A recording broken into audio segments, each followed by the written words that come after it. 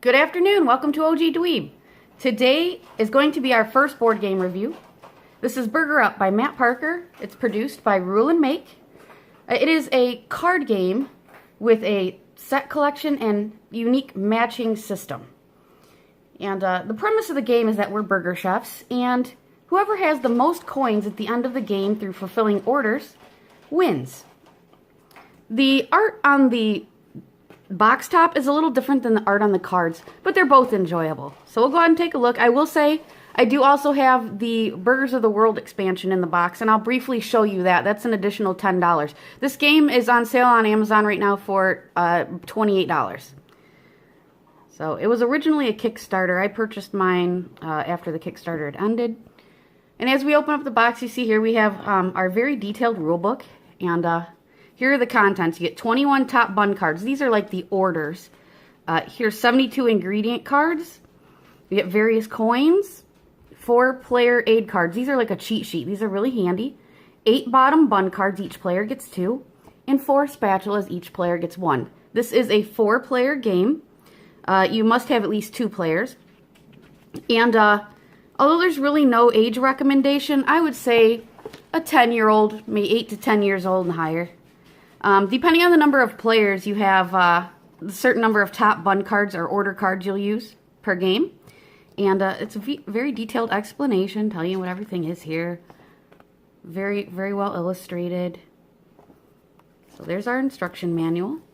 Now, as I explained, I have the Burgers of the World expansion. This was $10. And it introduces some new top bun orders and some new ingredients. We'll put that aside. Now here are the cards that are included in the game. Here's our little cheat sheet. On one side, it tells you how many coins you get depending on the number of ingredients on the sandwich that you build. On the other side, we have a turn phase. This is really handy when you're first learning the game. This game is very easy to learn and to play. You go to market, which you can purchase ingredients, if any. You can build your burger. You can place 3 ingredients of the 4 in your hand, or all 4 if you have built a colossal burger, 10 ingredients or more. Burger Up, you score the burgers, and then you discard the cards that you have used. So here's your 4 cheat sheets. Here's your spatulas. Now at the end of the game, if you don't need to use your spatula, you get 4 extra points. However, if you, let's say you're working on building, I don't know, a burger that's got ham and egg on it, and someone beats you to that order, you can use the spatula to scrape it off and start again. Once you use it, it's dirty, it's worth 2 points at the end of the game, and you can use it a total of twice. Once you use it, if it's dirty and you use it again, it's discarded. You no longer have any spatula. Bottom buns. You start out with 2 each. These are just the plain bottom buns.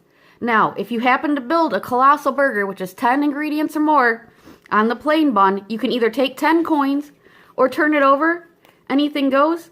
You can play an additional card on your turn. So instead of playing 3 cards, you can play 4. So here's your 8 buns. And here are our top buns. So we'll just give you a quick example. Mad Max, I think this one's pretty cool. You have to have at least a beef patty, a roasted pepper, and a spicy mayo on that burger to score this burger. You can have any additional ingredients on it, like you could have mustard and pickles, but these 3 must be present in order to score this burger. The vegan, no animal products, no meat, cheese, egg, or mayo on the sandwich, and it must be gourmet sized or larger, which is 4 to 6 ingredients. And so on. Here's, you have to have doubles of each ingredient. Chicken, avocado, again, gourmet, 4 to 6 ingredients or larger. And depending on how many players you have in the game, that will determine how many random cards, top bun cards, you will use for your game. 1 player is 12 cards, 2 players, 2 players are 12 cards, 3 players, 14 cards, and off the top of my head, I don't recall how many for 4. I generally play a 2-player game. And then we have our ingredient cards. I really enjoy the art on these. And as you can see, the cards are double-sided. And each side has a symbol at the bottom and at the top. So for this particular card, let's say I play, well, we'll set it up. But let me show you the art first, and we'll set it up, and I'll show you how that works. roasted pepper is a salad. Beef patty is a meat. The middle bun, you can see it's got a rainbow colored hamburger symbol. That can be played on top of any ingredient that you want. Middle buns. Here's a salad. Cheese. Egg is included in cheese or dairy product. That's the little yellow symbol. And there's 4 different symbols. There's the sauce, the meat, the cheese, and the salad. And depending on how you place these, you have to match the symbols on the corner in order to build your burgers. And of course, we have our coins. You can't win without money. So here's our little bag of coins. And they are punched out from a card when you purchase the game. And so let's go ahead and get this set up as a 2-player game, and I'll show you how the mechanics work. And so we've got our setup. And I apologize, I don't have a whole lot of room. I have a shorter-legged tripod. But if you can see, we've set up the marketplace. The top are the 3 buns. These are our orders. Right now we can build a Saucy Minx, a Garden Delight, or the Deluxe Topper. And as you can see, I have the other buns face down in the order pile. This is our marketplace. These are the 3 ingredients we can purchase on our turn. The pile is here. As we play along, we'll be refilling our hands from here. Each player gets 4 cards. You get 3 coins each to purchase from the market. We each have 2 buns and our 2 cheat sheets. So I'll go ahead and play a couple hands and see what we get. Unfortunately, you do need a rather large space to play this game effectively. As you get the, stacking the ingredients, they can get quite long, easily from here to the end of the table. So let's go ahead and pick up player 1's hand and see what we get. Okay, we have 2 middle buns. I didn't shuffle very well, huh? Patty and ketchup and roasted pepper. So what we could do here, let's see. The Deluxe Topper, no duplicate ingredients. Garden Delight, we need 4 different salad. Saucy Minx, we need 3 different sauces.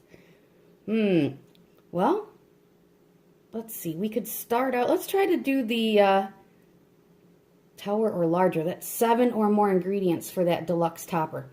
Let's go for a Garden Delight. So we're going to go ahead and play this roasted. Well, first of all, let's see. Is there anything that can help us in the ingredients? Now, remember, if we're going to play roasted pepper, the side up, we need to match this meat. We'll have to put a meat on there. And I don't see anything that's one side meat and one side vegetable. So let's go ahead. I'll tell you what, we can play up to 3 cards. We'll play our roasted pepper on our bun. And we'll put a middle bun here. That one can match anything. And we'll go ahead and refill our hand at the end of our turn. And it's our opponent's turn. Let's see what they have. I apologize, I've got to walk around this tripod. I should have gotten a taller one, but it works. Okay, they got a middle bun. Cheese and mustard. Okay, so it might be a good idea for us. 3 different sauces. Saucy Minx up here. So this player is going to go ahead and...